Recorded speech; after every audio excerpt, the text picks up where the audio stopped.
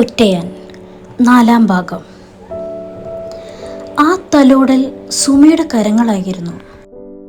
അമ്മേ, സമയമായല്ലോ. അഞ്ജനമോൾ ഇപ്പോൾ സ്കൂളിൽ നിന്നെത്തും. എനിക്ക് ഇനിയും പേഷ്യൻസ് ഉണ്ട്.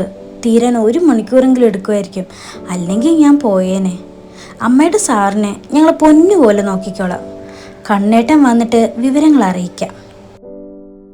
മനസ്സില്ലാ മനസ്സോടെയാണ് സരസ്വതി അന്ന് തിരികെ പോന്നത്. ഈ ഫ്ലാറ്റിലേക്ക് വന്നതിന് ശേഷം പിന്നെ മേനോൻ സൂര്യനെയോ പകലിനെയോ അറിഞ്ഞിരുന്നില്ല.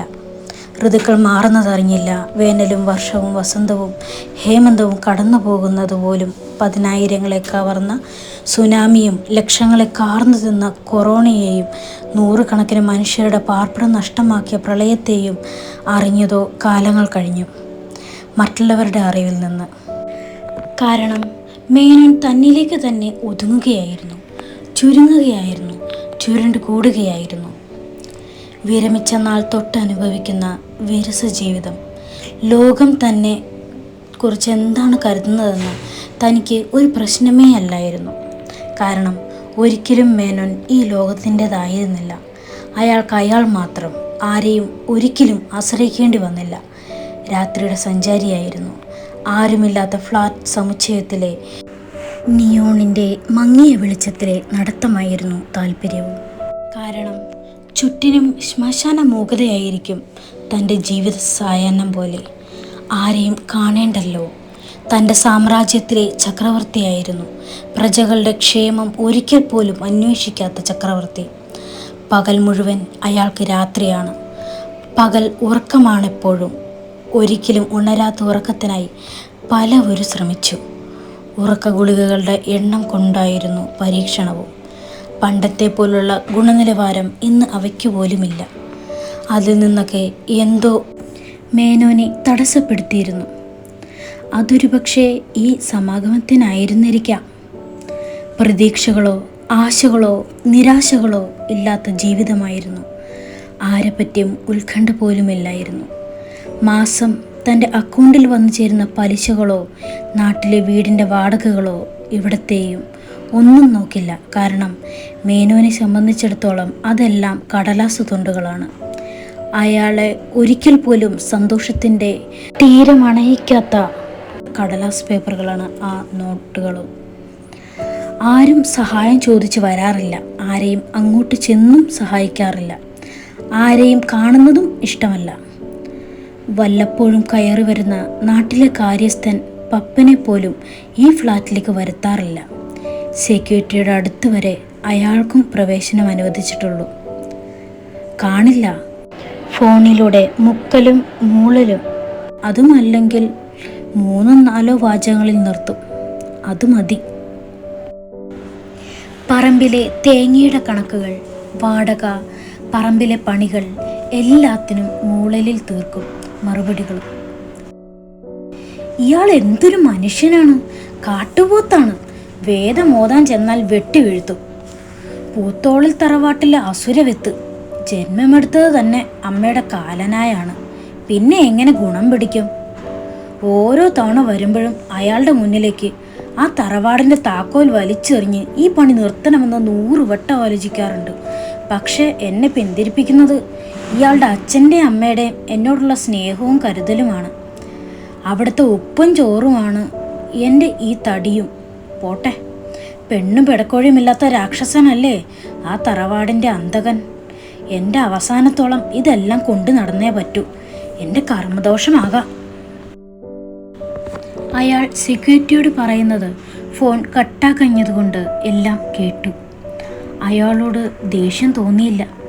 കാരണം താൻ അതാണല്ലോ. ജനിച്ച നിമിഷം മുതൽ, തിരിച്ചറിവിൻ്റെ കാലം മുതൽ കേട്ടു തുടങ്ങിയ ശാപവാക്കുകൾ തന്നെ വിടാതെ പിന്തുടരുകയായിരുന്നു.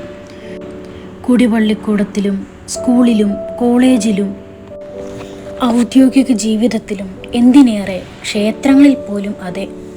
ഇന്നും തലയിലേറ്റുകയല്ലേ ഇപ്പോൾ പപ്പനിലൂടെയും. എവിടെ നിന്നും ആകെ സമാധാനമുണ്ടായിരുന്നിടമായിരുന്നു ഇവിടെ. അതും ഇതോടെ കഴിഞ്ഞു. ഈ ശാപവാക്കുകളിൽ നിന്നുള്ള ഒളിച്ചോട്ടമാണ് തന്നെ ഈ ചുവരുകൾക്കുള്ളിലെ തടവുകാരനാക്കിയതും. നിധി കാക്കുന്ന ഭൂതമാക്കിയതും എല്ലാവരിൽ നിന്നും ഓടി ഒളിക്കുകയായിരുന്നു. എല്ലാവരെയും വെറുപ്പിൻ്റെയും മുരടൻ്റെയും മുഖമറയിട്ട് അകറ്റുകയായിരുന്നു. എല്ലാവരോടും ഒരു നിസ്സംഗത, അപരിചിതത്വം, അതെല്ലാം തൻ്റെ സ്വഭാവമായി. ഫിസിക്കൽ ട്രെയിനറുടെയും സൈക്കോളജിസ്റ്റിൻ്റെയും നിർദ്ദേശങ്ങൾ തന്നെ പകലിൻ്റെ ദൂതനാക്കി. പകലിനെ സ്നേഹിക്കാൻ നിർബന്ധിച്ചു. തനിക്കൊരിക്കലും മറ്റൊരാളാകാനാകില്ലെന്ന് തനിക്കറിയാം. ഈ അറേഞ്ച്മെൻ്റ് എല്ലാം ഈ ഫ്ലാറ്റ് സമുച്ചയത്തിൻ്റെ സെക്രട്ടറിയായ ബാങ്ക് മാനേജറുടെ നിർദ്ദേശമായിരുന്നു. ഒരുപക്ഷെ തന്നെ ഈ ലോകത്ത് കുറച്ചു കാലം കൂടി അയാൾ റിട്ടയർ ചെയ്യുന്നതുവരെയെങ്കിലും പിടിച്ചു നിർത്താനാകാം. കാരണം തൻ്റെ അക്കൗണ്ടും ഫിക്സഡ് ഡെപ്പോസിറ്റും അയാളുടെ ബാങ്കിലാണ്. ശമ്പളത്തിൻ്റെയും റിട്ടയർമെൻറ്റ് ആനുകൂല്യങ്ങളുടെയും പെൻഷനും വാടകകളും അടക്കം കോടികളാണ് ആ ബാങ്കിലും. അതിലെ കണക്കുകൾ പോലും അയാൾക്ക് മാത്രമേ അറിയൂ. തൻ്റെ ദിനചര്യ പോലും ഇപ്പോൾ അയാളുടെ നിയന്ത്രണങ്ങളിലാണല്ലോ. എന്ത് കഴിക്കണം, എന്ത് കഴിക്കേണ്ട, എപ്പോൾ കിടക്കണം, എപ്പോൾ എഴുന്നേൽക്കണം, എപ്പോൾ നടക്കണം, ഇതിനൊന്നും തന്നോട് ഒരു രൂപ പോലും ഫീസായി വാങ്ങാറില്ല. ചോദിക്കുമ്പോൾ പറയും, സാർ ഞങ്ങളുടെ സ്വത്താണെന്ന്. മനസ്സിൽ അസത്തെന്നാകും. അയാൾക്ക് പോലും തിരികെ ഒരു പുഞ്ചിരി നൽകാൻ മറക്കും. അല്ല, അറയ്ക്കും. എല്ലാവരും തന്നെ വഹിക്കുന്നവരാണല്ലോ. വല്ല നക്കാപ്പിച്ചയ്ക്കുമാകും ഈ സോപ്പിടലും ഉരുട്ടിപ്പിടുത്തങ്ങളും. ആരെയും കാത്തിരിക്കേണ്ടി വരാറില്ല. തന്നെയും ഒരു കാത്തിരിപ്പുകളുമില്ലായിരുന്നു. ഒരു കോഫിക്ക് പോലും.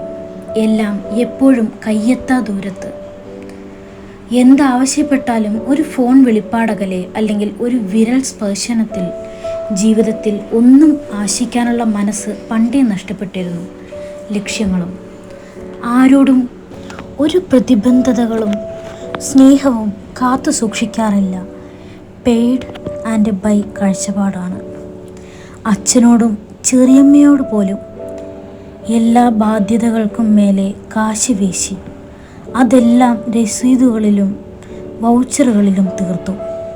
പുഞ്ചിരിക്കാൻ പോലും മറന്നു തുടങ്ങി. കുടിപ്പള്ളിക്കൂടം മുതലേ വെറുക്കാനും ദേഷ്യപ്പെടാനുമാണ് മനഃപ്പാഠമാക്കിയത്.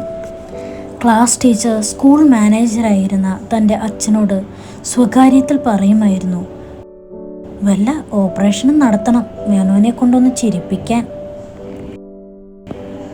ഒത്തിരി നാളുകൾക്ക് ശേഷമാണ് പുഞ്ചിരിച്ചതും പൊട്ടിച്ചിരിച്ചതും ദേവിയുടെ സാന്നിധ്യം. പക്ഷേ ഇപ്പോൾ കഴിഞ്ഞ ആഴ്ച മുതൽ ആ കാത്തിരിപ്പിൻ്റെ സുഖവും അക്ഷമയും രുചിച്ചു തുടങ്ങി. കാരണം ദേവിയാണ്, സരസ്വതി ദേവി. ആ കാത്തിരിപ്പ് അയാളെ ഭയചകിതനാക്കി തുടങ്ങി. ഒരു നഷ്ടസ്വർഗമാകുമോ ഇതും? കഥ മാനുവൽ ടി തോമസ്. തുടരും.